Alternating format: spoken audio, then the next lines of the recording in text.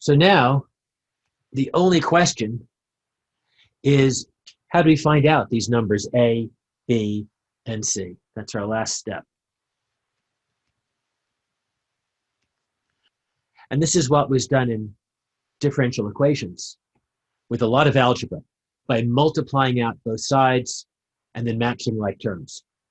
We're going to use a different method. We're going to use the method, the cover-up method. So let me give an example for each case again. So for the case of having unique real poles, S equals minus K, for that subset, you're going to cover up. That's why I call it the cover-up method. That corresponding term in the denominator and evaluate the factored equation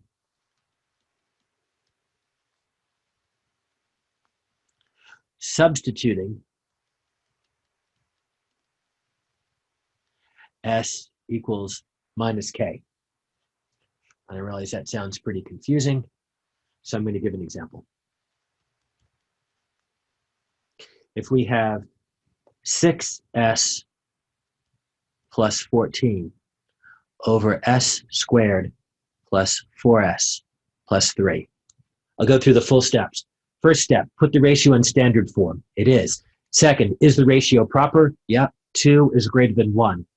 Next step, find the poles and factor them. So I'll factor it, and this nicely factors into real and unique roots. So clearly the second equation is the same as our first equation. And now we'll use our step 4 to say something that's not as obvious, that it's equal to some single real number A over the first pole pair, over the first pole, plus a different real number over the second part. And we know to find the inverse Laplace transform of this and this, we just need to find our A and B. So to do that, we'll find our A by covering up the corresponding term for A is S plus 1. So with your thumb, just stick it over the S plus 1. And that leaves 6S plus 14 over S plus 3. And to that, we're going to substitute in our root, our first root of -1. So that gives us 6 times -1 plus 14 all over -1 plus 3. And that's equal to -6 plus 14, which is which is 8, all over 2. And so that's 4. And similarly, we're going to find our B by covering up our B section in our equation, in this middle equation.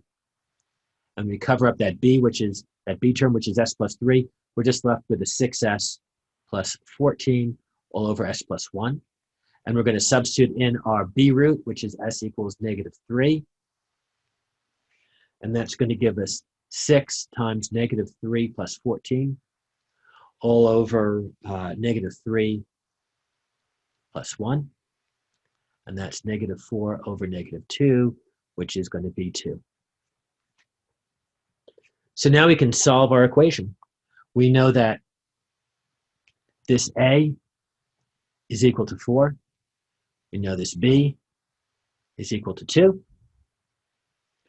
And therefore, this whole equation, the inverse transform, has to be equal to 4 e to the minus t plus 2 e to the minus 3t all times u of t. And that's the inverse transform done by partial fraction decomposition. And if we had more terms than A and B, if we had more terms than just 2 roots, we'd have a C term over here and a D term and so on. So let's see how it works in the next step when you have repeated real poles.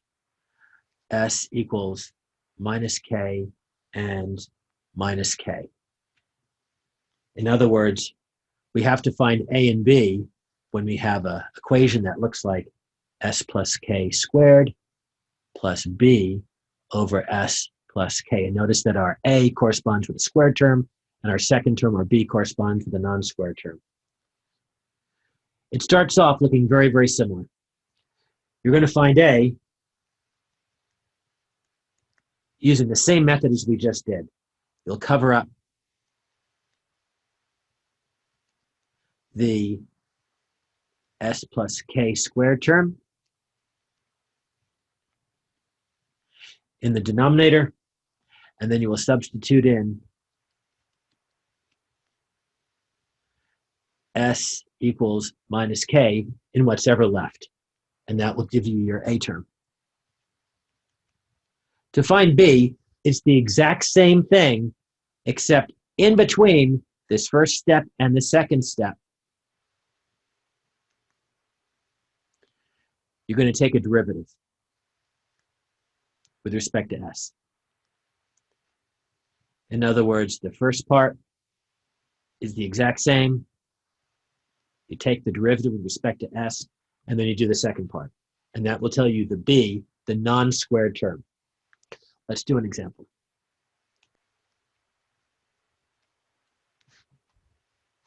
So this has parts a over s plus 2 squared plus a separate part that's not squared. So to find a, we'll cover up our s plus 2 in the original equation, this, and that just leaves us with s plus 1. And then into that, we'll substitute s equals minus 2, and that equals 1. To find our b term, we'll start off the same way, cover up our s plus 2 squared term. That leaves us with our s plus 1.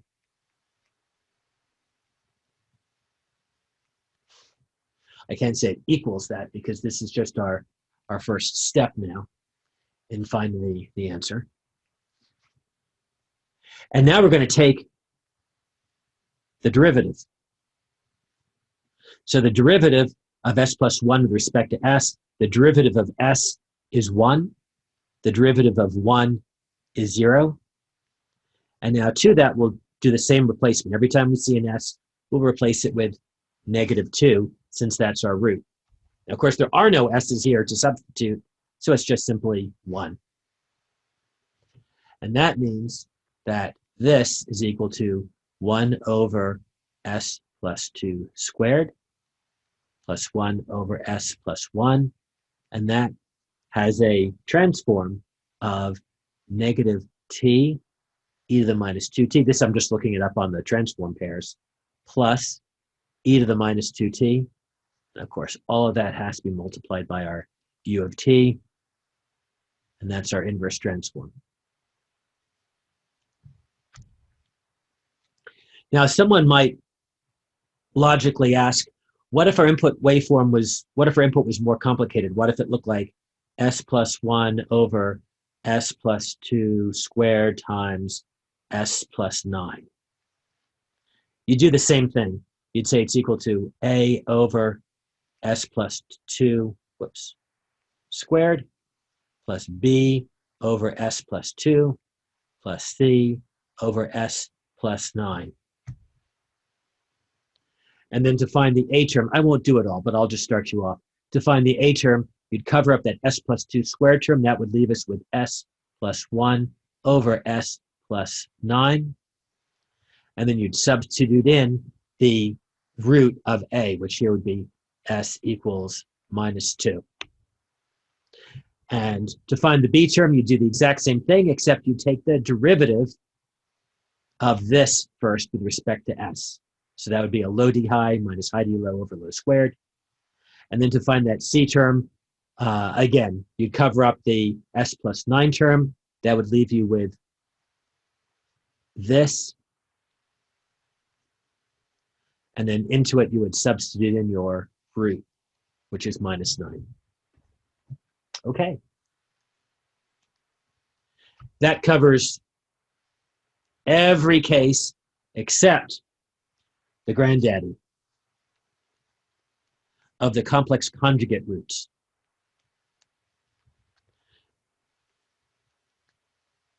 And instead of calling them k's, we're going to call them minus alphas plus or minus j omega. And in that case, you're going to represent it really the same ways you did in the very beginning, as a first part plus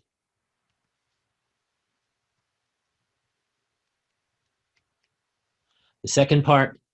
The difference is that instead of having a completely unknown b, because the roots are related, the numerators have to be related too, and these are going to be complex conjugates. We already talked about this in step 4. It's just a review. We only need to find a, since a complex conjugate is just the complex conjugate. And remember again that a complex conjugate, we're going to write these a's in polar notation. So as an example, a might equal 6 at an angle of 15 degrees. And if that's true, then a complex conjugate would be 6 at an angle of minus 15 degrees. So to find a, it's the exact same method as we covered in the beginning. You just cover up its associated S plus alpha minus j omega term in the denominator, and then substitute in your root. S equals minus alpha plus j omega. Now, firstly, realizes that your root is not the same thing as the right side of this. It's the negative of it. The root of this part would require S to be negative alpha plus j omega in order to cancel this out and make it 0. But your first term, no matter what you're doing, the signs, the quick check, the signs will always be opposite. So you substitute it in, and it will be complex. So write it in polar notation. Some sort of real part, some sort of magnitude, and some sort of angle. Now, then the question is, what transform pair do you find that looks like that? And here's the beautiful part of it. You're not going to use the transform tables. You're going to write the transform directly. The transform is going to be 2 times magnitude of A times e to the minus alpha t times cosine of omega t plus theta. And you've already found out all the subparts to it. This theta here is the same as this theta here. Similarly, this magnitude of A here is the same as this magnitude of A here. That just leaves alpha and omega, but you've already found those things too. The alpha is the root. So you've already found the root, and similarly, you've also already found the omega. That's the imaginary part of your root, and that's the frequency. So again, let me give a quick example. Maybe it won't be quick, but it will be an example.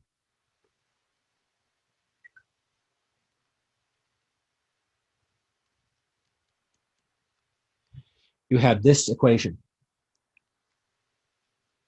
So I can't factor the denominator by hand. I can find, using the quadratic equation, that the poles are at S equals minus 3 plus or minus J2. So therefore, I'm going to rewrite this example as minus 12 over S plus 3 minus J2. That's my first pole, times S plus 3 plus J2. Second pole. Again, just like we've been doing, do a quick quick check. My poles, the real part is negative, and when I write it down, my first term has opposite signs. Second term has the same signs. So that means I can rewrite this as some complex number A over S plus 3 minus J2, opposite signs for my first term, plus a complex conjugate, S plus 3 plus J2. Now the only thing I need to find is what A is. So to find A, I'm going to cover up this first term, since this first term is what's associated with A, and that leaves me with what's left over.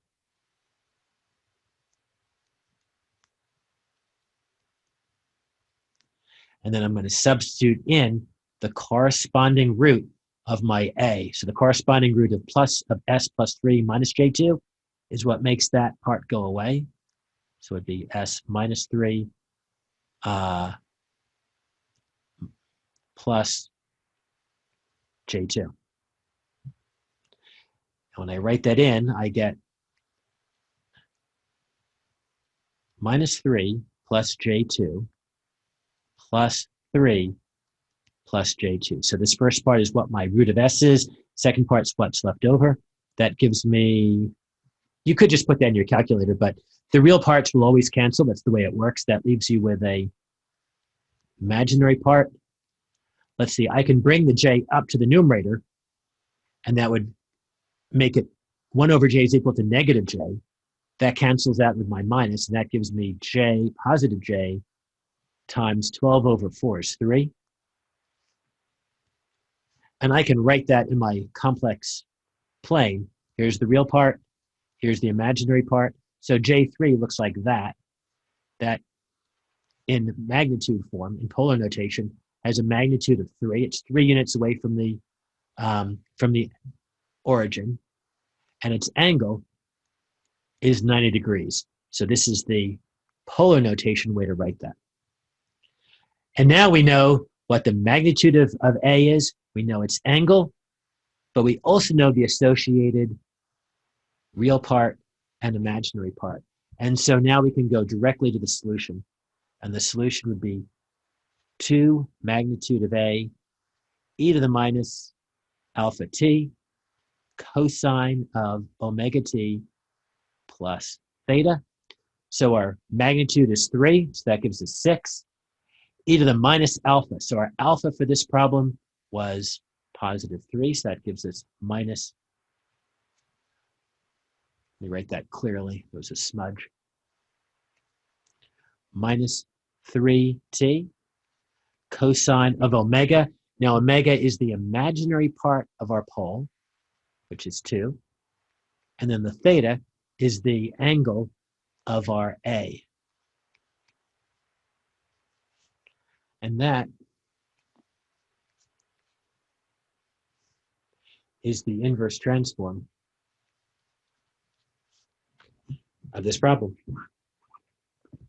So you might wonder, where did this 2 come from? In kind of a hand-waving answer to that, remember we have 2 poles here, and each pole contributes half of the magnitude, and so that's why we multiply the magnitude by 2. Let's say we had a more complicated example. Let's say we had a problem that had both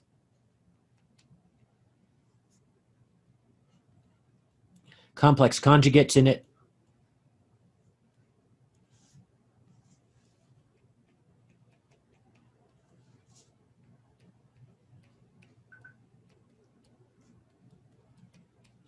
and real parts in it. We would break that into something that had complex conjugates in it.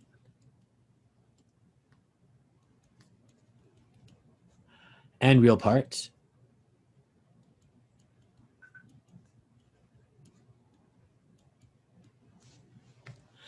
And then you'd find your A exactly as you did previously. You'd find your A is equaling S plus 1 over, since A corresponds, this part will cover that up and we'll write everything else.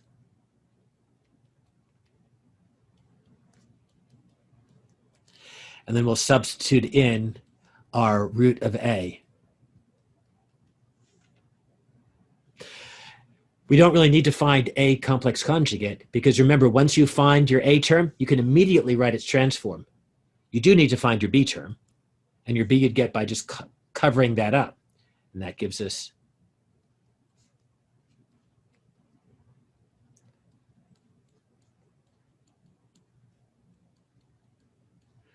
everything else.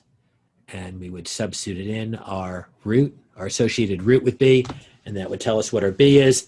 And then you could similarly easily inverse transform this term just by seeing that's whatever B is times e to the minus 3t u of t from our transform pairs. Okay, that is the entire method of partial fraction decomposition for finding inverse Laplace transforms.